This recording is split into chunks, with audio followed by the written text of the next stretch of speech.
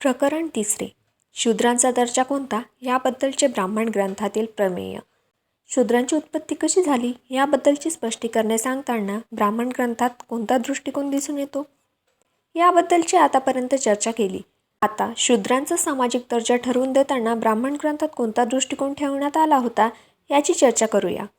या बाबतीत पहिल्यांदा ठळकपणे दिसणारी गोष्ट म्हणजे ब्राह्मण शास्त्रकारांनी शूद्रांवर लादलेली अपात्रदर्शक बंधने व त्या बंधनांचा भंग केला तर त्याबद्दल सांगितलेल्या शिक्षा. ही बंधने व या शिक्षा यांची यादी शास्त्रकारांनी एक लांबलचक दिलेली आहे. सर्व संहिता आणि ब्राह्मण ग्रंथ यात आढळून येणारी बंधने व शिक्षा थोड्या आहेत. त्यांची यादी खाली दिलेली आहे. 1. कथक संहिता आणि अमैत्रेय संहिता. अग्निहोमासाठी ज्या गायीच्या दुधाचा उपयोग करावयाचा आहे ते दूध शूद्राला मिळू नये. 2. शतपथ ब्राह्मण मैत्रेय संहिता आणि 25 ब्राह्मण. यज्ञ करीत असताना शूद्रांशी बोलू नये आणि यज्ञाच्या वेळी शूद्रांनी उपस्थित होऊ नये. 3. शतपथ ब्राह्मण आणि कथक संहिता. सोमरस पिण्याच्या वेळी शूद्राला जवळ येऊ देऊ नये आणि सोमरस पिऊ देऊ नये. 4. ऐतरेय ब्राह्मण आणि 25 ब्राह्मण. शूद्र हा दुसऱ्यांचा नौकर आहे आणि नोकरीशिवाय त्याला कोणतेही काम करता येणे शक्य नाही. बंधने व शिक्षा यांची यादी मारुतीच्या शेपटीप्रमाणे वाढत इतकी वाढली की शूद्रांच्या मानवी जीवनाला पूर्णपणे घेरून तिने त्याचे जीवन अक्षरशः मातीमोल करून टाकले.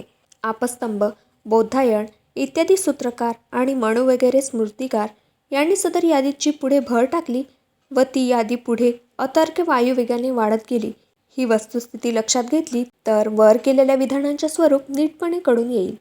जी अपात्रदर्शक बंधने शूद्रांवर लादली गेली आहेत त्याची जंत्री डोळ्यापुढे धरली तरच त्या बंधनांचा घातकीपणा किती तीव्र स्वरूपाचा आहे हे कळून येईल. ती बंधने संख्येने इतकी आहेत की इतक्या भिन्न भिन्न स्वरूपाची आहेत की त्यांचे सत्यस्वरूप पूर्णपणे उघड करून दाखविणे दुरापास्त होऊन बसले आहे. या बंधनांबद्दल ज्यांना काही कल्पना नाही त्यांच्या माहितीसाठी मी निरनिराळे सूत्रकार व स्मृतिकार यांच्या ग्रंथातून ती जमा करून खाली देत आहे. 1. आपस्तंभ धर्मसूत्र.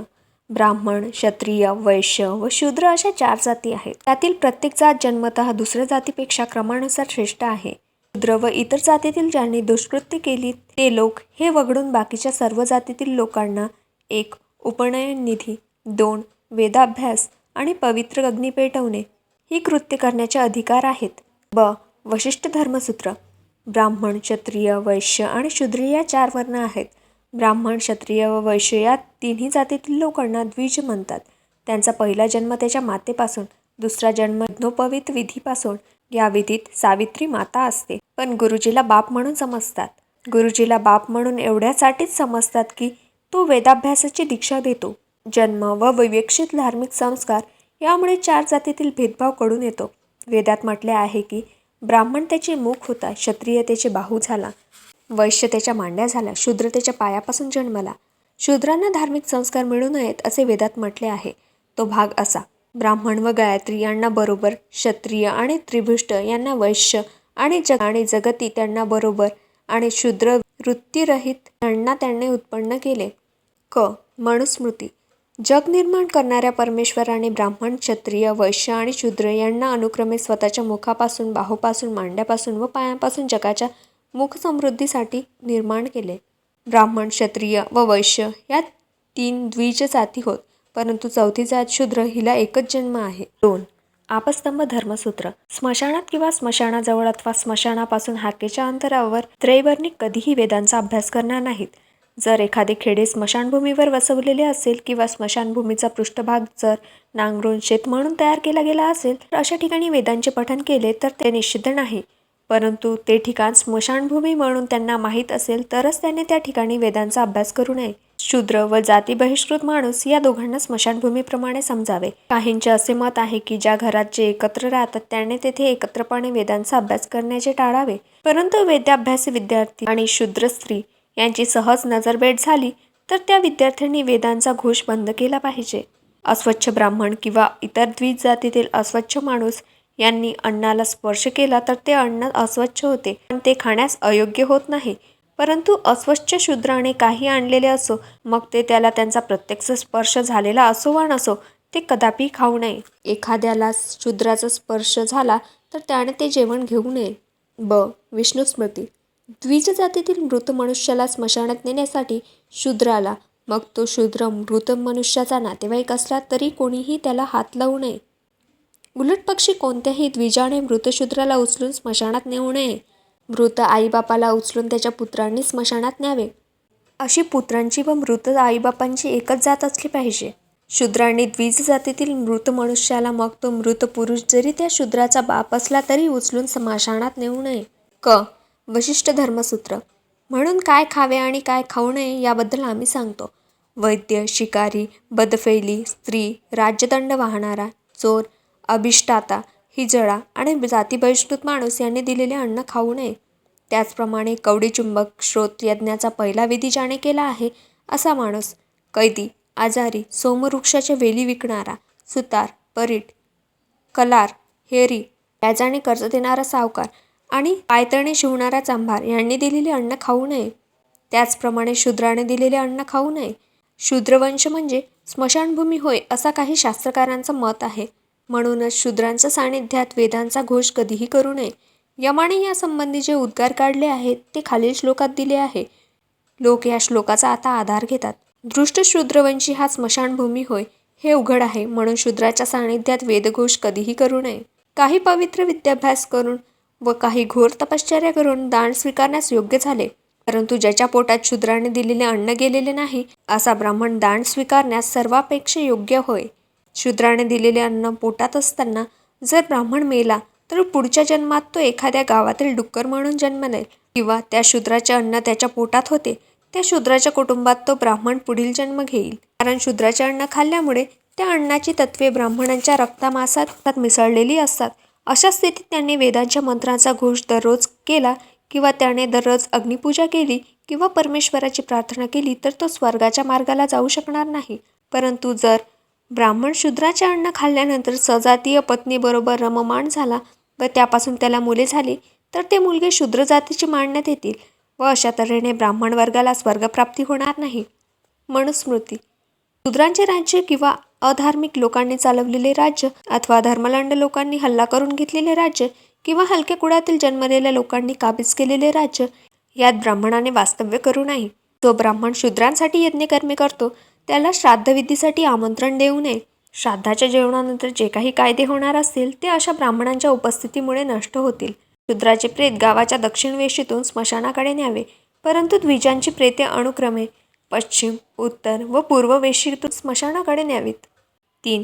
आपस्तंभ धर्मसूत्र. उजवा हात पुढे करून व तो कानाच्या समांतर रेषेत धरून ब्राह्मणाने नमस्कार करावा.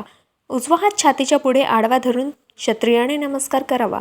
उजवा हात कमरेच्या समांतर रेषेत करून वैश्याने नमस्कार करावा. दोन्ही हात जोडून व खाली लावून शूद्राने नमस्कार करावा. द्विज जातीतील माणसाने केलेल्या नमस्काराला प्रतिनमस्कार करायचा असेल तर त्याला जो प्रतिनमस्कार करायचा त्याच्या नावातील शेवटचे अक्षर असे उच्चारले पाहिजे की ते दूरवर ऐकू जाईल. ब्राह्मणाच्या घरी जर शूद्र पाहुणा आला तर त्या शूद्र पाहुण्याला ब्राह्मणाने काहीतरी काम करायला लावावे व त्यानंतर वाटल्यास जेवण द्यावे. शूद्राकडून काही काम करून न घेता जर त्याला ब्राह्मणाने जेवण दिले तर ब्राह्मणाने त्या शूद्राचा आदर सत्कार केला असे होईल. अथवा ब्राह्मणाच्या घरात जे नौकर चाकर असतील त्यांनी राजकोठारातून तांदूळ आणावेत व शूद्र पाहुणाला त्याचे पक्वाण घालून त्याचे आदरातिथ्य करावे. ब. विष्णू स्मृती. आपल्या घरी एखाद्या शूद्राचा जो आदर सत्कार करील किंवा जो देवासाठी तयार केलेला हवन पदार्थ अथवा श्राद्धाचे अन्न एखाद्या धार्मिक तपस्व्याला देईल त्याला 100 पण दंड भरावा लागेल. क. मनुस्मृती. एखाद्याला ब्राह्मण भेटला तर तो ब्राह्मण आपल्यापेक्षा 10 वर्षांनी वडील आहे असे त्याला समजून वागवावे. त्याला क्षत्रिय भेटला तो आपल्यापेक्षा 100 वर्षांनी वडील आहे असे त्याने समजून वागवावे. हे लोक आपले वडील होत व आपण त्यांचा मुलगा होय असे त्याने समजावे. त्याला ब्राह्मण व क्षत्रिय एकाच वेळी भेटले तर त्या दोन्हीपैकी ब्राह्मण तोच आपला बाप समजावा. संपत्ती, नातेवाईक, वयोमान, धर्मपंथ व ज्ञान या 5 कारणांनी समाजात आदर मिळतो. शेवटचे कारण अत्यंत महत्त्वाचे होय. पहिल्या 3 वर्गातील ज्या एखाद्या वर्गाच्या मनुष्यामध्ये या 5 कारणांचे अस्तित्व उत्कटपणे पाहावयास मिळते तो पृथ्वीतलावरील आदरास जास्त प्राप्त होतो. परंतु एखाद्या शूद्राजवळ संपत्ती व ज्ञान यांचे केवढेही भांडार असले तरी केवळ तो त्या कारणांमुळे आदरास पात्र होत नाही. शूद्र आपल्या वयोमानाने मात्र आदरास प्राप्त होतो, मात्र तो जेव्हा 100 वर्षाचा होतो तेव्हाच, त्यापूर्वी नाही. ज्याला वेदांचे संपूर्ण ज्ञान आहे व तो सर्वांपेक्षा श्रेष्ठ होय असा मंत्रीद्रष्ट्यांनी नियम केलेला आहे. त्याप्रमाणे वय, वृद्धत्व, संपत्ती व थोर दर्जाचे नातेवाईक यांच्यामुळे एखाद्याला मानमर्तब मिळतो हे खरे, पण हा नियम उपपरिनिर्दिष्ट या नियमापुढे दुय्यम दर्जाचा धरावा लागतो. जो ब्राह्मण आपल्या वर्णात ज्ञानाने समृद्ध असेल तो सर्व ब्राह्मणांपेक्षा श्रेष्ठ होय. जो क्षत्रिय आपल्या वर्णात शौर्याने समृद्ध असेल सर्व क्षत्रियांपेक्षा श्रेष्ठ होय. जो वैश्य आपल्या वर्णात संपत्तीने समृद्ध असेल तो सर्व वैश्यांपेक्षा श्रेष्ठ होय. जो शूद्र आपल्या वर्णात वयोमानाने जास्त असेल तो सर्व शूद्रांपेक्षा श्रेष्ठ होय. म्हणून एखाद्याचे डोके पांढरे झाले असेल तर त्याला वयोवृद्ध समजू नये. वयाने लहान असला तरी त्याला वेदांचे ज्ञान झाले आहे, त्याला देव वयोवृद्ध समजतात.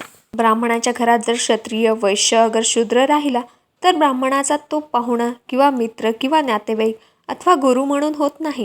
ब्राह्मणाच्या घरचे जेवण आटोपल्यानंतर त्या घरात एखादा क्षत्रिय पाहुणा म्हणून आला तर सदर ब्राह्मणाने त्याला मागितलेले अन्न द्यावे. जर वैश्य अगर शूद्र ब्राह्मणाच्या घरात पाहुणा म्हणून आला तर ब्राह्मणाने पाहुण्याला आपल्या नोकराच्या हस्ते अन्न द्यावे व गोड गोड बोलावे.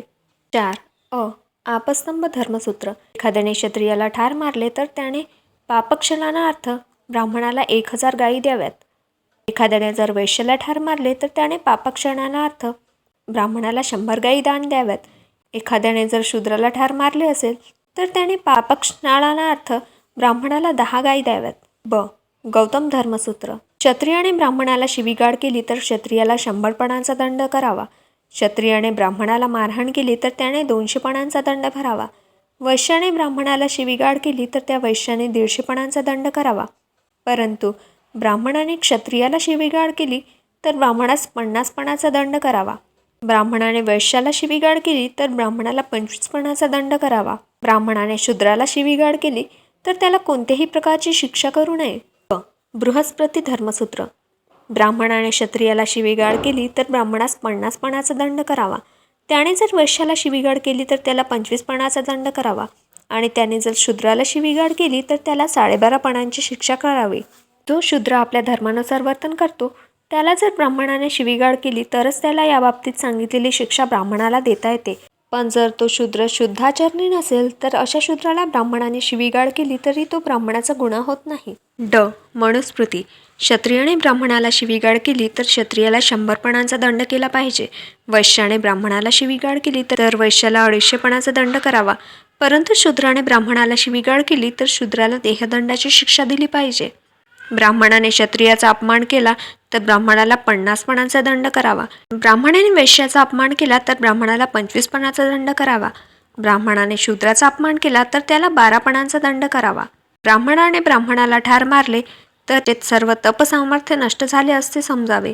ब्राह्मणाने क्षत्रियाला ठार मारले तर त्याचे 1/4 तपसामर्थ्य नष्ट झाले असे समजावे. ब्राह्मणाने वैश्याला ठार मारले तर त्याचा 1/8 तपसामर्थ्य नष्ट झाले असे समजावे.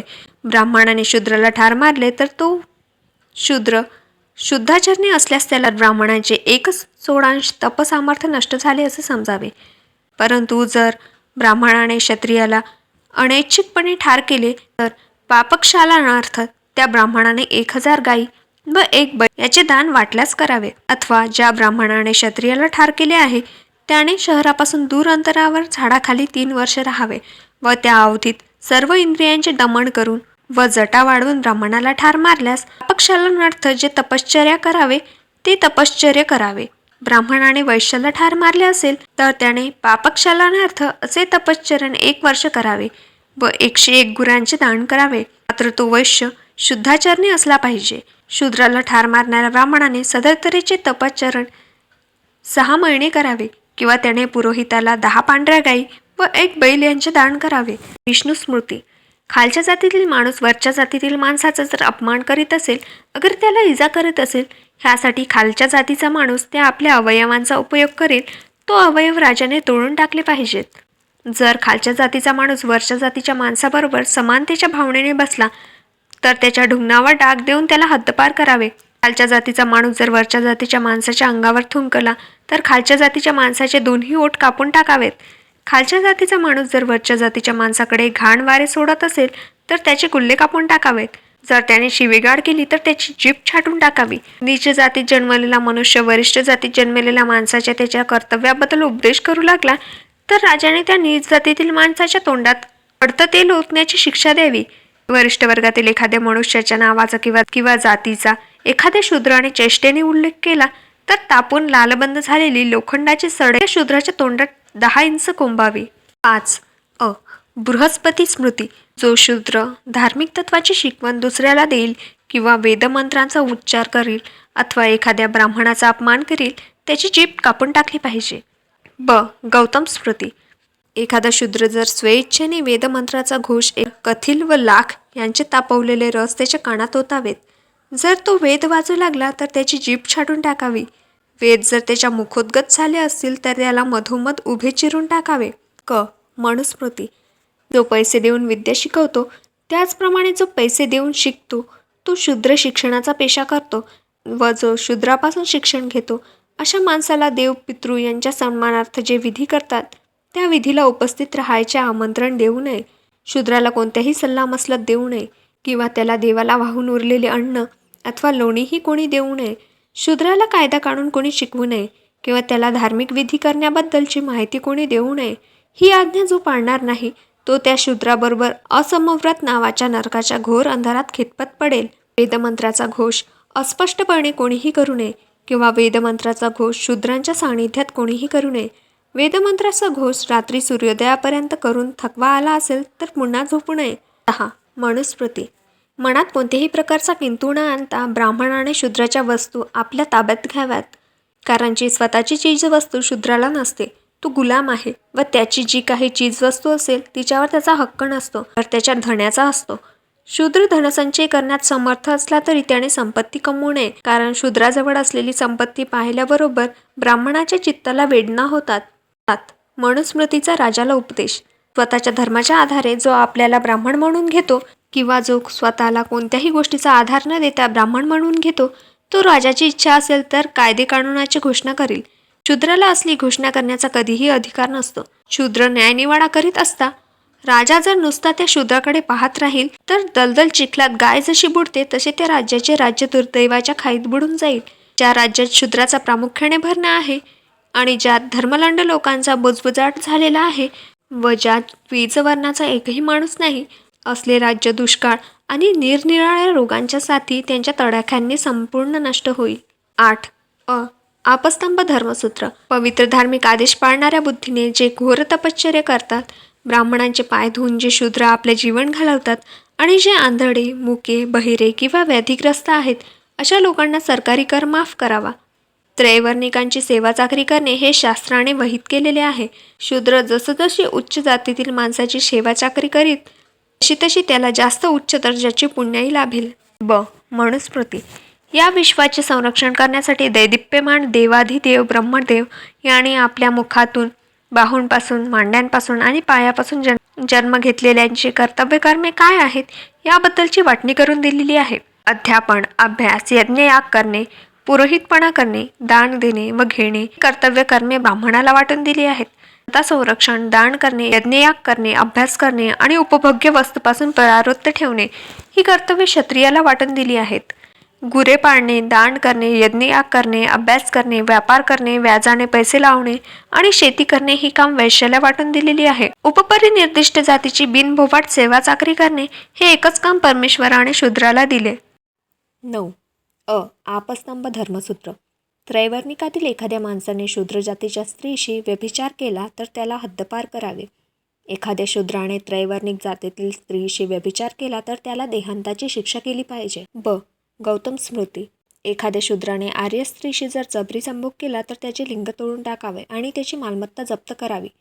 ज्या आर्य स्त्रियांबरोबर शूद्राने जबरी संभोग केला असेल तिला जर कोणी पालक असेल तर त्या शूद्राला प्रथम उपपरी निर्दिष्ट शिक्षा द्यावी व नंतर त्याला ठार मारावे. मनुस्मृती. एखाद्या शूद्राने सर्वात वरिष्ठ जी जात आहे त्याच जातीतील मुलींच्या प्रेमाची याचना केली तर त्याला देहांताची शिक्षा द्यावी. त्रैवर्णिकातील जन्मलेल्या स्त्रीबरोबर एखाद्या शूद्राने संभोग केला तर त्या स्त्रीला पालक असो वा नसो त्या शूद्राचे लिंग कापून टाकावे. त्या स्त्रीला पालक नसेल तर त्या शूद्राची सर्व मालमत्ता जप्त करावी व त्याला देहांताची शिक्षा करावी. त्रैवर्णिक जातीत जन्मलेल्या पुरुषांनी पहिल्यांदाच त्याच्या जातीत जन्मलेल्या स्त्रीला लग्नासाठी योग्य म्हणून निवडावी. परंतु त्रैवर्णिक जातीतील जे पुरुष कामधंद्यामुळे लग्नाची इच्छा करतात त्यांना खालील जातीतील स्त्रियांना लग्नास योग्य होत. शूद्र स्त्री ही शूद्र माणसाची बायको होण्यास योग्य आहे. वैश्याला आपल्या जातीतील व शूद्र जातीतील स्त्री बायको म्हणून निवडता येते. क्षत्रियाला आपल्या जातीतील स्त्री, वैश्य व शूद्र या जातीतील स्त्रियांना बायको म्हणून निवड करता येते.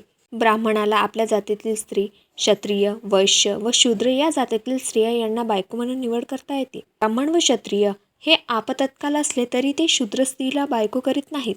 शूद्र स्त्रीच्या स्वरूपाला मोहून जाऊन त्रैवर्णिक जातीतील जे पुरुष तिला बायको करतात ते आपले कुळ व भावी पिढी यांना शूद्रांच्या अवस्थेत लवकर नेऊन पोचवतात. जो ब्राह्मण शूद्र स्त्रीबरोबर संभोग करतो तो नीच अवस्थेतला असो. त्या स्त्रीला त्याच्यापासून मुलगा झाला तर त्याचे ब्राह्मणत्व खरोखर नष्ट होते. देव, पितृ आणि अतिथी यांना हक्क वे घेऊन त्यांना सत्कार करणे हे जर शूद्र स्त्रीच्या सर्वस्वी स्वाधीन असेल तर त्याला हव्य कवयाला देव पितृ स्वीकार करीत नाहीत व शूद्र स्त्री ज्या त्रैवर्णिकाजवळ आहे त्यालाही स्वर्गप्राप्ती होत नाही. ज्याला त्या शूद्र स्त्रीपासून मुलगा झाला आहे अशा माणसासाठी कोणतेही प्रायश्चित सांगितलेले नाही. 10. वशिष्ठ धर्मसूत्र. वाईट वासना करणे, मत्सर करणे, असभ्य बोलणे, ब्राह्मणांबरोबर वाईट रीतीने बोलणे, पाठीमागे निंदा करणे आणि क्रौर्य ही शूद्राची लक्षणे होत. विष्णुस्मृती. ब्राह्मणाच्या मुलांना जे नाव ठेवायचे ते मंगलकारक असावे. क्षत्रियाच्या मुलाला जे नाव ठेवायचे ते अधिकारदर्शक असावे. वैश्याच्या मुलाला जे नाव ठेवायचे ते संपत्तीदर्शक असावे आणि शूद्राच्या मुलाला जे नाव ठेवायचे ते तिरस्कारदर्शक असावे. गौतम सूत्र. फक्त एकदाच जिच्यामध्ये मनुष्याचा जन्म होतो अशा चौथ्या जातीत शूद्राचा जन्म होतो. तो वरिष्ठ जातीची सेवा चाकरी करतो. सेवा चाकरीचा मोबदला तो वरिष्ठ जातीकडून मिळेल त्यावरच त्याने गुजराण करावी. वरिष्ठ जातीतील लोकांनी वापरून टाकलेले जोडे त्याने घालावेत. वरिष्ठ जातीतील लोकांनी खाऊन जे अन्न शिल्लक राहिले तेच त्याने खावे. दृष्टबुद्धीने शिव्या देऊन त्रैवर्णिक जातीतील लोकांची जाणून बुजून हेटाळणी करणे किंवा दृष्टबुद्धीने त्यांना हाणामार करणे ते वर्तन जे शूद्र करतात त्यांचे अवयव काटून टाकावेत. बीज जातीत जन्मलेल्या माणसाबरोबर समानतेच्या भावनेने बसणे, झोपणे, संभाषण करणे किंवा रस्त्याने चालणे असले वर्तन जो शूद्र करतो त्याला ठार मारावे. मनुस्मृती. मौजवेधी घेऊन ज्याला द्विजत्व प्राप्त झाले आहे अशा लोकांकडून त्यांच्या इच्छेविरुद्ध जो ब्राह्मण अंधपणे आणि दृष्टबुद्धीने गुलामांची कामे जबरदस्तीने करून घेतो अशा ब्राह्मणाला राजाने 600 पणाचा दंड करावा. परंतु एखाद्या शूद्राला मग तो शूद्र गुलाम म्हणून विकत घेतलेला असो वा नसो त्या ब्राह्मणाने गुलामाचं काम करावयास भाग पाडले तर त्या ब्राह्मणाला कोणताही शिक्षा करू नये. कारण ब्राह्मणांची सेवा करण्यासाठी स्वयंभू परमेश्वराने शूद्राला जन्माला घातले आहे. धण्याने शूद्राला स्वतःच्या नोकरीतून मोकळे केले असले तरी तो शूद्र आपल्या गुलामगिरीतून मुक्त होऊ शकत नाही. कारण गुलामगिरी हे त्याच्या जन्माचे सोबतीन आहे. मग त्याच्यापासून तिला कोण मुक्त करू शकेल? जो माणूस सन्मार्गाने आपले आयुष्य इतक्या चांगल्या रीतीने घालवीत किंवा जितके निष्कलंक राहील तितक्याच चांगल्या रीतीने त्याला ऐहिक व पारलौकिक सुख मिळेल. लौकिक कमावलेले वेदांचा अर्थबोध जाणणारे आणि कुटुंबवाले जे ब्राह्मण आहेत त्यांची आज्ञा पाळणे हे शूद्रांचे श्रेष्ठतम कर्तव्य. हे कर्तव्य कर्म करण्यानेच शूद्र आपल्या कल्याणाची तरतूद करून ठेवतो.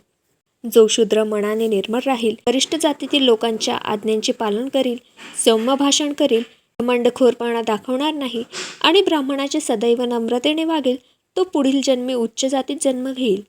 उपजीविकेचे साधन हाती असावे अशी इच्छा करणाऱ्या शूद्राने क्षत्रियांची चाकरी करावी किंवा ज्या शूद्राला आपल्या जीवनाचे संगोपन करण्याची इच्छा असेल त्याने श्रीमंत वैश्याची चाकरी करावी. शूद्राला जीवनाचे संगोपन आणि स्वर्गप्राप्तीची इच्छा असेल त्याने ब्राह्मणाची चाकरी करावी. कारण तो चाकरी करताना त्याच्याकडून ब्राह्मण हा शब्द वेळोवेळी उच्चारला जाईल आणि त्यामुळे त्या शूद्राचे जे काही कर्तव्य करायचे आहे त्याची पूर्तता झाली असे होईल.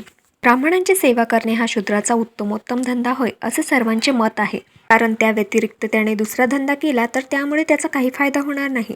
जो शूद्र आपली सेवा चाकरी करतो त्याची कुवत, हुशारी व कुटुंबस्थिती याबद्दल चौकशी करून त्या मानाने ब्राह्मणांनी आपल्या घरातील वस्तूतून काही वस्तू त्या शूद्राचे संगोपन करण्यासाठी दिल्या पाहिजे. घरात शिल्लक राहिलेले अन्न, जुने कपडे, कुचके धान्य आणि जुनी लाकडी आसने ही ब्राह्मणांनी आपल्या शूद्र नोकरास द्यावीत.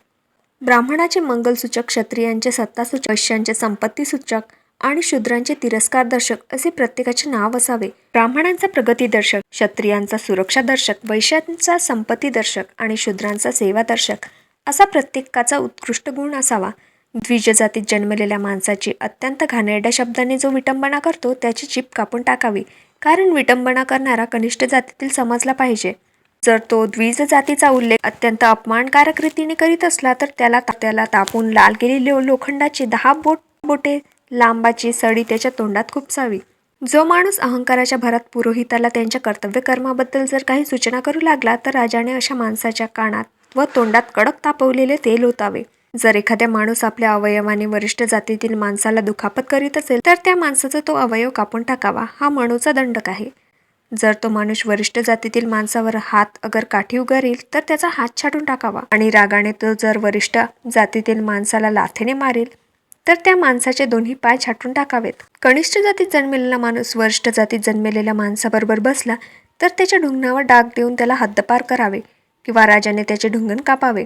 कनिष्ठ जातीतील माणूस वरिष्ठ जातीतील माणसावर जर मगरूरपणे थुंकला तर राजाने त्याचे दोन्ही ओठ कापावेत. कनिष्ठ जातीतील माणसाने जर वरिष्ठ जातीच्या माणसाचे केस पकडून धरले तर राजाने काहीही विचार न करता त्यांचे दोन्ही हात कापावेत. त्याने जर वरिष्ठ जातीच्या माणसाचे पाय, दाढी किंवा मान पकडले तर त्याचे दोन्ही हात कापावेत. जर एका माणसाने दुसऱ्या माणसाची कातडी फाडली किंवा त्याच्या अंगातून रक्त काढले तर त्याला 500 पौंड दंड करावा.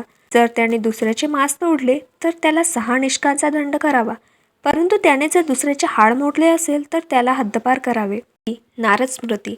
शूद्र जातीत जन्मलेल्या लोकांनी द्विज जातीत जन्मलेल्या आर्य लोकांविरुद्ध जर खोटे आरोप केले तर सरकारी अधिकाऱ्यांनी त्या शूद्र लोकांच्या जिभा मधोमध चिराव्यात आणि त्यांना खोड्यात बसवावे. एखाद्या शूद्राने द्विज जातीतील माणसाचा जर घाणेरड्या शब्दाने अपमान केला तर त्याची जीभ छाटून टाकावी, कारण तो जन्मताच कनिष्ठ दर्जाचा आहे. जर एखादा शूद्र वरिष्ठ जातीतील लोकांची नावे किंवा त्यांच्या जातीचा उल्लेख तिरस्कारदर्शक शब्दांनी करीत असला तर तापून लालबंद केलेली 10 अंगुली लांबीची लोखंडाची आम त्याच्या तोंडात कोंबावी. आपल्या ज्या अवयवाने शूद्र ब्राह्मणास त्रास देईल त्याचा तो अवयव कापून टाकावा. हीच शिक्षा त्या अपराधाला पुरी आहे. शूद्र वरिष्ठ जातीतील माणसाबरोबर त्याच्या आसनावर बसतो त्याच्या ढुंगणावर डाग द्यावेत व त्याला हद्दपार करावे किंवा राजाने त्याचे ढुंगण कापावे. जो शूद्र अहंकाराच्या भरात वरिष्ठ जातीतील माणसाच्या अंगावर थुंकतो त्याचे दोन्ही ओठ राजाने कापावेत. वर सांगितलेल्या प्रकारचे कायदे कानून शूद्राच्या विरुद्ध ब्राह्मणांनी तयार केले होते. त्याचा सारांश खालीलप्रमाणे देता येईल. 1. सामाजिक रचनेत शूद्रांचा शेवटचा दर्जा ठरवण्यात आला. 2. शूद्र हा घाणेरडा असल्यामुळे त्याला दिसेल किंवा त्याला ऐकू जाईल अशा रीतीने कोणतेही पवित्र कार्य करू नये. 3. इतर जातीतील लोकांना त्याने आदरातिथ्याने वागवता येईल तसला आदर शूद्रांबद्दल दाखवू नये. 4. शूद्राचे प्राण म्हणजे पदार्थ. शूद्राला कोणीही ठार मारावे त्याबद्दल त्याला कोणतीही नुकसान भरपाई मागणार नाही. नुकसान भरपाई देण्याची वेळ आली तर ती इतकी अल्पशा असावी की ब्राह्मण, क्षत्रिय, वैश्य यांना ठार मारल्यानंतर जी नुकसान भरपाई घेण्यात येते त्या पाचंगालाही ती पुरणार नाही. 5. शूद्राने ज्ञान संपादन करू नये, कारण शिक्षण देणे हे पाप आहे, तसेच तो गुन्हा होतो. 6. शूद्राने स्थावर जंगम मालमत्ता जमवू नये. ब्राह्मणाला इच्छा होईल तेव्हा तो शूद्राची मालमत्ता आपल्या ताब्यात घेऊ शकतो. 7. शूद्र कोणत्याही दर्जाचा अधिकारी होऊ शकत नाही. 8. वरिष्ठ वर्गातील लोकांची सेवा चाकरी करणे हे शूद्राचे कर्तव्यकर्म आहे व त्यामुळेच त्याला मोक्ष मिळतो. 9. वरिष्ठ जातीतील लोकांनी शूद्राशी मिश्र विवाह करू नये. तथापि शूद्र स्त्रीला रखिली म्हणून ठेवण्याची त्यांना मुभा आहे, परंतु शूद्राने वरिष्ठ जातीच्या स्त्रियाच्या अंगाला स्पर्श केला तर तो घोर शिक्षेस पात्र होतो. 10. शूद्र गुलामगिरीत जन्मतो व त्याला मरेपर्यंत गुलामगिरीतच ठेवले पाहिजे. वरील सारांश विचारात घेतले तर त्यातून 2 मुद्दे प्रामुख्याने लक्षात येतात. ब्राह्मणांनी स्वतःचे कायदे कानून करण्याचे अधिकार गाजवण्यासाठी शूद्राला निवडून काढले आहे, हा एक मुद्दा. फार प्राचीन काळचे ब्राह्मणी वाङ्मय वाचले तर असे दिसून येईल की वैश्यांचा हिंदी आर्य समाजात अत्यंत छळ झाला आहे. शूद्रांचा नव्हे असे असताना हे फक्त शूद्रांच्या विरुद्ध ब्राह्मणांनी आपले अधिकार कायदे कानून करून गाजवले, हे अत्यंत आश्चर्यकारक आहे. याबाबतीत ऐतरेय ब्राह्मण हा ग्रंथ वाचून पाहावा. विश्वतारा आणि शापर्ण्य ब्राह्मण यांची कथा या ग्रंथात आहे. यज्ञात सोमरस कोणत्या वर्गाने प्यावा याबद्दलचा खुलासा त्या कथेत आहे. वैश्य वर्गाबद्दल सदर कथेत खालील उल्लेख आहे. त्यानंतर पुरोहिताने जर दही आणले तर ते वैश्याचे पेय आहे. दह्याने तू वैश्याला संतुष्ट कर. तुझ्या कुळात वैश्यासारखा माणूस जन्माला येईल, तो दुसऱ्याला मदत करणारा आणि दुसऱ्याचे भक्ष म्हणून राहील. सदर माणसाचा केव्हाही हवा तसाच छळ करावा. वैश्यांबद्दल ब्राह्मणाची इतकी कडक दृष्टी असतात त्यांच्या विरुद्ध फारसे कायदे कानून ब्राह्मणांनी केले नाहीत. ब्राह्मणांनी जे काही विरुद्ध कायदे कानून तयार केले त्यातील जास्तीत जास्त कायदे कानून फक्त शूद्रांच्या विरुद्ध तयार केले आहेत. याचे कारण काय असावे? ब्राह्मणांनी शूद्रांच्या विरुद्ध जे कायदे कानून तयार केले आणि ब्राह्मणांसाठी जे सर्वस्वी अनुकूल कायदे तयार केले याची तुलना केली तर त्याच्या स्वरूपाचे व हेतूचे फरक जमीन आसमानाचे आहे हे कोणाच्याही लक्षात येईल. शूद्राविरुद्ध केलेल्या कायदे कानूनांची जंत्री पाहिली तर वरील मुद्दा लक्षात येतो. समाज रचनेतील शूद्रांचा दर्जा त्रैवर्णिक जातीच्या खालच्या दर्जाचा आहे. एवढेच नव्हे तर हे दोन्ही दर्जे अगदी विरुद्ध स्वरूपाचे आहेत असे दाखवण्यात आले आहे. ही वस्तुस्थिती लक्षात घेतली तर कोणालाही असे वाटेल की शूद्रांच्या विरुद्ध जे त्रैवर्णिक जातींना हक्क देण्यात आले आहेत ते एका स्वरूपाचे असावेत, परंतु तशी वस्तुस्थिती नाही. खरी वस्तुस्थिती अशी आहे की शूद्रांच्या विरुद्ध क्षत्रिय व वैश्य यांना जे हक्क देण्यात आले आहेत ते मामूली स्वरूपाचे आहेत, परंतु शूद्रांच्या विरुद्ध ब्राह्मणाला जे हक्क व अधिकार देण्यात आले ते विशेष स्वरूपाचे आहेत. उदाहरणार्थ, ब्राह्मण, क्षत्रिय व वैश्य यांच्या बाबतीत शूद्राने एखादा गुन्हा केला तर क्षत्रिय व वैश्य हे ज्या स्वरूपाची शिक्षा शूद्राला द्यावी तसे सांगतील तिच्यापेक्षा अधिक कडक स्वरूपाची शिक्षा शूद्राला द्यावी असे ब्राह्मण सांगेल. यज्ञयाग करण्यासाठी ब्राह्मणाला शूद्रांच्या मालमत्तेची जरुरी भासली तर ब्राह्मण ती मालमत्ता हवी तेव्हा ताब्यात घेऊ शकतो व असे करण्याने ब्राह्मणाला कोणत्याही स्वरूपाचा गुन्हा होत नाही. शूद्राने मालमत्ता संपादन केली तर ती त्या ब्राह्मणाच्या डोळ्यात खुपते, म्हणून शूद्राने मालमत्ता कधी संपादन करू नये. ज्या देशाचा राजा शूद्र आहे त्या राज्यात ब्राह्मणाने वस्ती करू नये. शूद्रांच्या बाबतीत ब्राह्मणांना इतके तीव्र स्वरूपाचे हक्क व अधिकार का दिले? शूद्र हा आपल्या जन्माचा वैरी आहे असे समजून वागण्यास ब्राह्मणाला काही विशेष कारण होते का? वरील सांगितलेल्या मुद्द्यापेक्षा अधिक महत्त्वाचा आणखी एक मुद्दा आहे. शूद्रांसंबंधी अनेक प्रकारचे विरुद्ध स्वरूपाचे कायदे काढून धार्मिक ग्रंथात जे सांगितले आहेत त्याबद्दलचे सामान्य दर्जाच्या ब्राह्मण गृहस्थाला काय वाटत असावे? कायदे काढून करताना ग्रंथकारांनी असामान्य बुद्धिमत्ता दाखवली आहे. तसेच त्यावेळी त्यांची वृत्ती लज्जास्पद स्वरूपाची होती हे कोणीही कबूल करेल. सामान्य दर्जाचा ब्राह्मण गृहस्थ ही वस्तुस्थिती मान्य करेल का? शूद्रासंबंधी धर्मग्रंथात जे विरुद्ध स्वरूपाचे कायदे काढून सांगितले आहेत त्यांची जंत्री जर ब्राह्मणाकडे धरली तर त्यांच्या मनात शूद्रासंबंधी कसलाही अनुकूल भाव उत्पन्न होणार नाही हे साहजिक आहे. याचे पहिले कारण असे की सदर कायदे कानून प्राचीन काळापासून समाजात रूढ झाले आहेत व परंपरेने त्यांना समाजात कायमचे स्वरूप प्राप्त झाले आहे, म्हणून या बाबतीत ब्राह्मणांची नैतिक भावना पूर्णपणे नष्ट झाली आहे. त्यामुळे हे कायदे कानून नैतिक दृष्टीने बरे आहेत की वाईट आहेत ते कोणी तयार केले, केव्हा व का केले असल्या प्रकारचे प्रश्न त्यांच्या मनात कधीच उद्भवणार नाही. दुसरे कारण असे की शूद्रासंबंधीचे विरुद्ध स्वरूपाचे कायदे कानून धर्मग्रंथात सांगितले आहेत त्याबद्दलची जाणीव ज्या ब्राह्मणांना आहे ते असे म्हणतात की अशाच स्वरूपाचे कायदे कानूनबद्दल आपणाला विशेष काय वाटते किंवा त्यात लाज बाळगण्यासारखे तरी काय आहे? ब्राह्मणांमधील ही मनोवृत्ती इतकी दांभिक आहे हे स्पष्ट करून दाखवणे जरुरी आहे. स्वतःचे अब्रू आणि सद्सद विवेक बुद्धी याची बाजू सावरून धरण्यासाठीच ब्राह्मण लोक वर सांगितलेली मनोवृत्ती दाखवतील. एरवी ती मनोवृत्ती कुचकामी आहे, परंतु या मनोवृत्तीचा समाचार घेणे जरुरी आहे. शूद्रासंबंधी जे कायदे कानून अस्तित्वात आहेत तशाच स्वरूपाचे कायदे कानून जगात कोणत्याही भागात अस्तित्वात नाहीत हे स्पष्ट करून सांगणे अत्यंत जरुरी आहे. हक्क आणि अपात्रता यांच्या बाबतीत ब्राह्मणांनी तयार केलेले कायदे कानून आणि जगातील देशात चालू असलेले कायदे कानून यांची तुलना करणे नाही. ब्राह्मणी कायदे कानून आणि जगातील कायदे कानून यांची तुलना केली तर वरील विधानांची सत्यता पटून येईल. रोमन कायदे कानूनाच्या अन्वये कोणत्या वर्गाला हक्क प्रदर्शित करण्याचा अधिकार व कोणत्या वर्गाला अपात्रतादर्शक अधिकार देण्यात आले होते त्याबद्दल प्रथमतः तुलनात्मक दृष्टीने विचार करूया. रोमन कायदे पंडितांनी मनुष्याचे 5 वर्ग केले होते. 1. अमीर, उमराव आणि सामान्य लोक. 2. स्वतंत्र लोक व गुलाम. 3. नागरिक, उमराव आणि परदेशी लोक. 4. जन्मतः हक्क मिळवलेले लोक आणि जन्मानंतर काही मार्गांनी हक्क मिळवणारे लोक. आणि 5. ख्रिस्ती लोक व धर्महीन लोक. रोमन कायद्याप्रमाणे पुढील लोकांना अधिकार देण्यात आले होते. 1. अमीर, उमराव. 2. स्वतंत्र लोक. 3. नागरिक. 4. जन्मतः हक्क मिळवणारे लोक आणि 5. ख्रिस्ती लोक. रोमन कायदे कानूनाप्रमाणे पुढील लोकांना अपात्रतादर्शक अधिकार देण्यात आले होते. 1. सामान्य लोक. 2. गुलाम लोक. 3. परदेशी लोक. 4. जन्मल्यानंतर काही मार्गांनी हक्क मिळवणारे लोक आणि 5. धर्महीन लोक. रोमन कायदे कानूनाप्रमाणे जो स्वतंत्र नागरिक समजला जात होता त्याला नागरिक व राजकीय हक्क होते. नागरिक हक्कापासून विवाह आणि व्यापार करण्याचे हक्क मिळत असत. विवाह करण्याचे जे हक्क असत त्यामुळे नागरिक कायदेशीर विवाह करीत. असे विवाह केलेल्या नागरिकाला पितृत्वाचे अधिकार मिळत. वृत्तीपत्र न करता जो मेला अशा नातलगांची स्थावर जंगम मिळकत विवाहित नागरिकाला मिळत असे. रोमन कायद्याप्रमाणे व्यापार करण्याचे जे मार्ग होते ते सर्व नागरिकांना मोकळे होते. निवडणुकीत मतदान करणे आणि अधिकार गाजवण्याच्या जागांचा स्वीकार करणे असले हक्क रोमन नागरिकाला राजकीय हक्क म्हणून उपभोगता येत असत. गुलाम हा आपल्या धन्याची मालमत्ता म्हणून समजला जाई. त्याला कोणत्याही प्रकारचा हक्क उपभोगण्याची शक्यता नव्हती. स्वतंत्र माणूस व गुलाम यांच्यात दर्जात जे तफावत आहे ती अतुलनीय आहे. परदेशी लोकांना नागरिकत्वाचे हक्क नव्हते, म्हणून त्यांना राजकीय किंवा नागरिक हक्क नव्हते. एखाद्या नागरिक एखाद्या परदेशी माणसाचा पालक असला तर त्या परदेशी माणसाला कायद्याची मदत व संरक्षण मिळू शकत असे. जन्मल्यानंतर काही मार्गांनी हक्क मिळणारे जे लोक असतात त्यांचा कोणीतरी पालक असतो.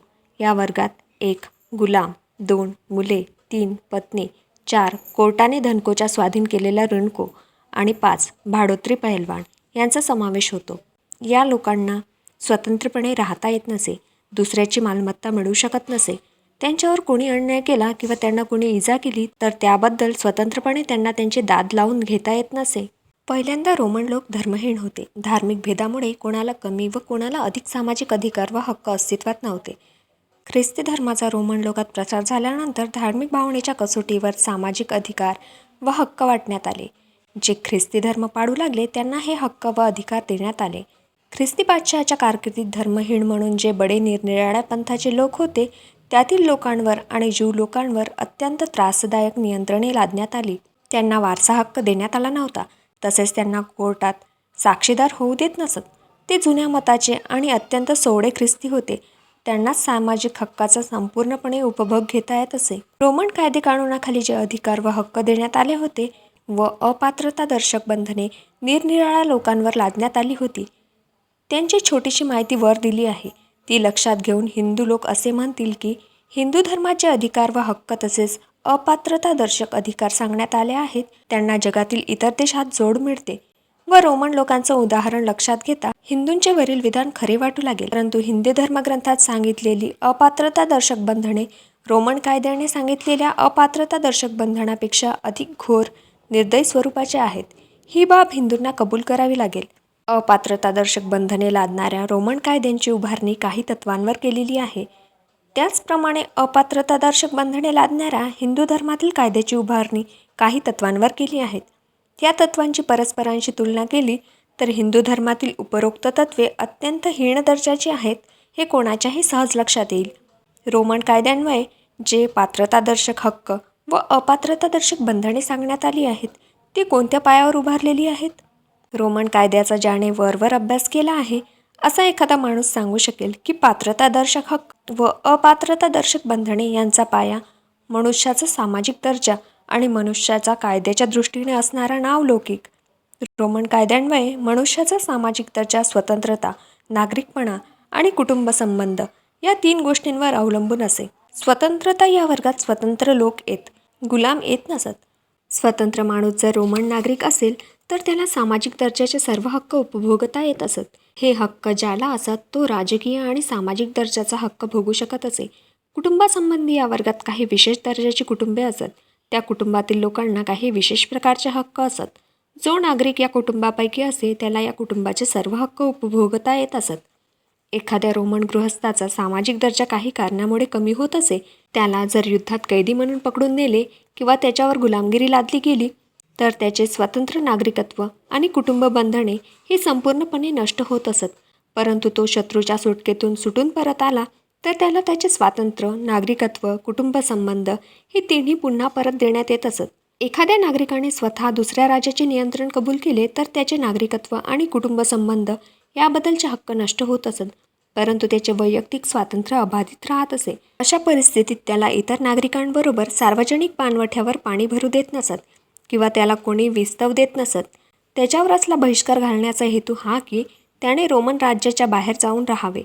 तो स्वतः रोमन राज्याच्या बाहेर निघून गेला नाही तर त्याला रोमन साम्राज्याबाहेर हद्दपार करण्यात येत असे. वैयक्तिक स्वातंत्र्य व नागरिकत्व यांना काही बाधा न येता सुद्धा एखादा माणूस कुटुंब संबंध तोडू शकत असे. उदाहरणार्थ, एखादा माणूस दुसऱ्या गृहस्थांच्या पालकत्वाखाली आला किंवा एखाद्या गृहस्थाने आपल्या मुलाचे पालकत्व सोडले तर त्या माणसाचे किंवा मुलाचे वैयक्तिक स्वातंत्र्य व नागरिकत्व नष्ट होत नसत. नागरिकत्व हे प्रथमतः जन्मावरून मिळत असे. एखाद्या गृहस्थाने कायदेशीर लग्न केले तर त्याची पत्नी गरोदर झाली तेव्हा तो नागरिक असेल तर त्याच्या मुलाला त्याच्या बापाचे नागरिकत्व प्राप्त होत असे. बेकायदेशीर लग्न झालेल्या जोडप्याला जर मूल झाले तर त्या मुलाला त्याच्या आईचे हक्क प्राप्त होत असत. एखाद्या रोमन नागरिकाच्या गुलामाला काही विशिष्ट विधी करून नागरिकत्व देता येत असे. हा नियम पुढे बदलण्यात आला.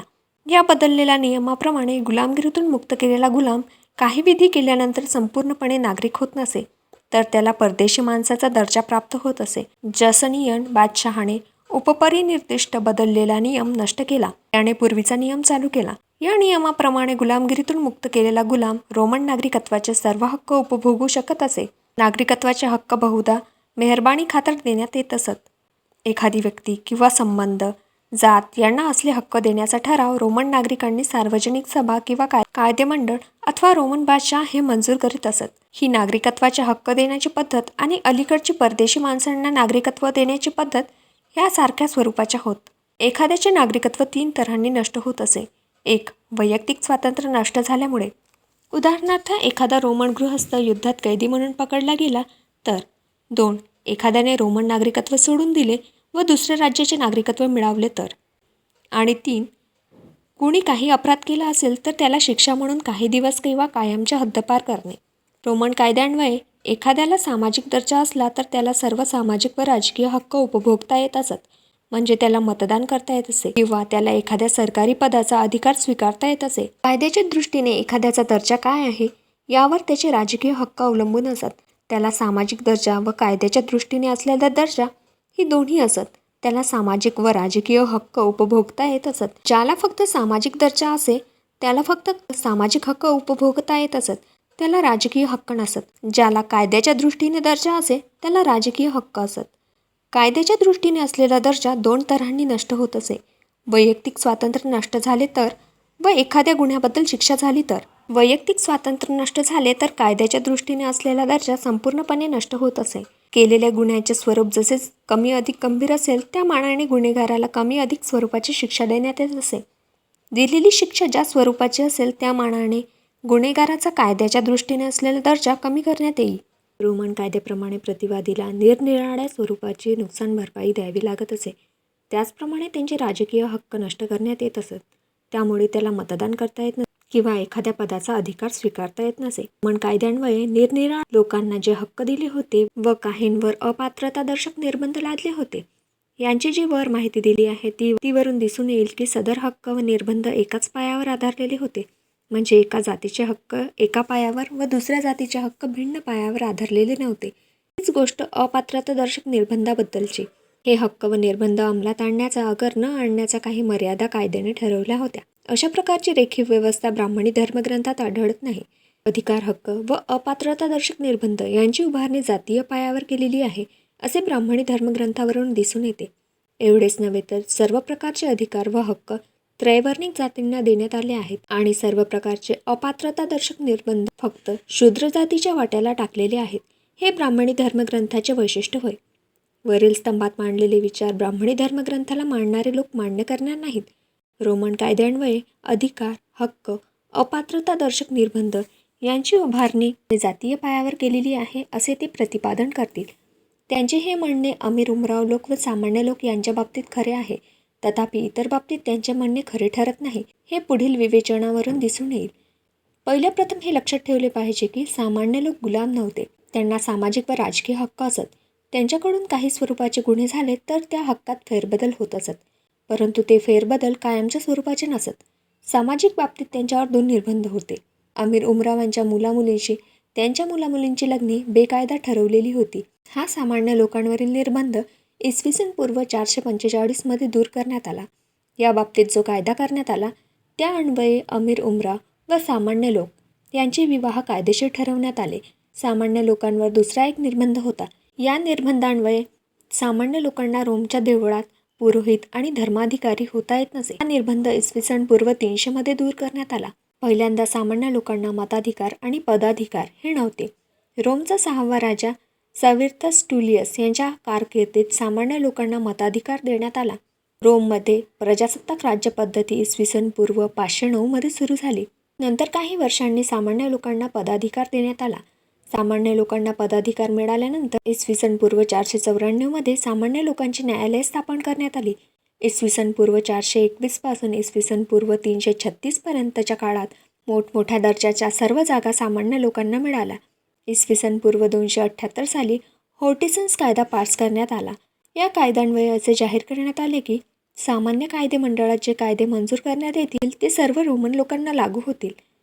सामान्य लोक व अमीर उमराव यांच्यामधील सामाजिक व राजकीय बाबतीतील भेदाभेद हा कायद्याने संपूर्णपणे नष्ट केला. अमीर उमराव लोक व सामान्य लोक हे सामाजिक व राजकीय हक्कांच्या बाबतीत समान पायरीवर आले. एवढेच नव्हे तर सामान्य लोकांना अमीरपद मिळवण्याचा मार्ग मोकळा झाला. उत्तम कुळात जन्म होणे आणि जवळ खूप पैसा असणे या दोन गोष्टींमुळे रोमन समाजात दर्जा व वैयक्तिक प्रतिष्ठा मिळत असे. न्यायाधीशांच्या उच्च प्रतीच्या जागा ज्यांना मिळे त्यांचे वैयक्तिक महत्त्व त्या जागांमुळे वाढत असे. जो गृहस्थ न्यायाधीश असे त्यांचे त्या पदामुळे मिळालेले महत्त्व त्यांच्या मुलांना मिळत असे व ते महत्त्व त्यांच्या घराण्यात चालू राहत असे. सामान्य लोकांना न्यायाधीशांच्या जागा मिळू लागल्यामुळे त्यातील न्यायाधीश व घराणे ही महत्पदाला चढली. कित्येकांनी अमीरपद मिळवले. काहींनी अमीरपणाच्या बाबतीत मूळ अमीरांवर ताण केली.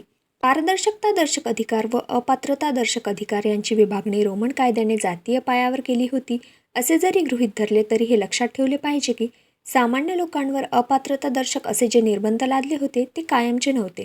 ते निर्बंध काही काळ अस्तित्वात होते पण ते कालानुक्रमे नाहीसे झाले.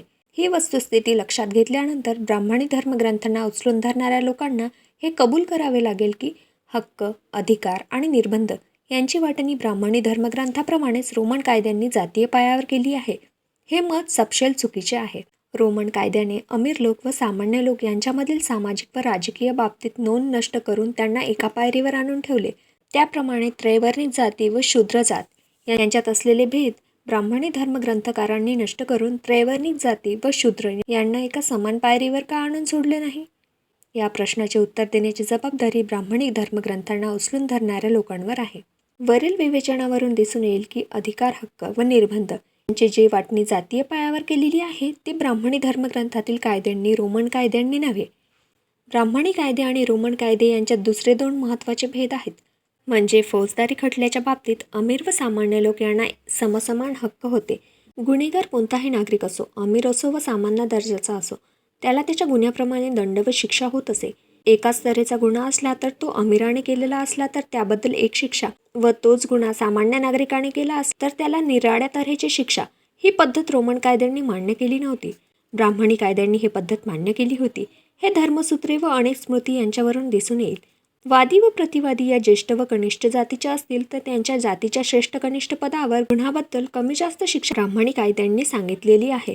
वादी शूद्र असला तर प्रतिवादी त्रैवर्णिक जातीतील एका जातीचा असला तर जी शिक्षा ब्राह्मणी कायदे अशा प्रतिवादीला देतात त्यापेक्षा जास्त कडक शिक्षा ते शूद्र प्रतिवादीच देतात. जर त्रैवर्णिक जातीचा वादी व शूद्र प्रतिवादी असेल, एवढेच नव्हे तर गुन्हा एकाच स्वरूपाचा असला तरी तो त्रैवर्णिकापैकी एका जातीतील गृहस्थाने आणि शूद्राने केलेला असला तर त्रैवर्णिक जातीतील गुन्हेगाराला जे शिक्षा ब्राह्मणी कायदे सांगतात त्याच्या अनेक पटीने कडक शिक्षा ते शूद्र गुन्हेगाराला सांगतात. शूद्र गुन्हेगारांना ब्राह्मणी कायद्यात अमानुष शिक्षा सांगितल्या आहेत. ब्राह्मणी व रोमन कायदे यातील हा दुसरा महत्त्वाचा फरक आहे. याशिवाय ब्राह्मणी कायदे व रोमन कायदे यांच्यात असलेला एक विशेष स्वरूपाचा फरक आहे तो म्हणजे अपात्रतादर्शक निर्बंध नष्ट करण्याबद्दलचा. रोमन कायद्यांनी निर्माण केलेले निर्बंध कायम स्वरूपाचे नव्हते. काही विशिष्ट परिस्थिती अस्तित्वात असेपर्यंत त्या निर्बंधांची अंमलबजावणी होत असे. ती विशिष्ट परिस्थिती नष्ट झाली की ते निर्बंध आपोआप नष्ट होत असत आणि निर्बंध नष्ट झाले की ज्यावर ते निर्बंध लादण्यात आले होते त्या माणसाला आपली स्वतःची प्रगती घडवून आणून समाजात मानाचा दर्जा प्राप्त करून घेण्यास मोकळीक मिळत असे. ज्या विशिष्ट परिस्थितीमुळे निर्बंध अस्तित्वात आले ती परिस्थिती कायम स्वरूपाची राहावी अशी खटपट रोमन कायद्याने कधीच केली नाही. उलट ज्या परिस्थितीवर निर्बंध टाकून राहत ती परिस्थिती दूर करण्याचे रोमन कायद्यांनी प्रयत्न केले व ते प्रयत्न यशस्वी झाले. ही गोष्ट सामान्य लोक, गुलाम, परदेशी लोक आणि धर्महीन लोक यांना रोमन कायद्याने जे वेळोवेळी निरनिराळे हक्क दिले त्यावरून दिसून येते. रोमन कायद्याने अपात्रतादर्शक निर्बंध प्रथम जरी काही लोकांवर लादले तर ते कालांतराने त्यांनीच नष्ट केले. धर्मसूत्रे व स्मृती यांनी शूद्र लोकांवर अपात्रतादर्शक निर्बंध एकदा लादले, जे लादले ते कायमचेच.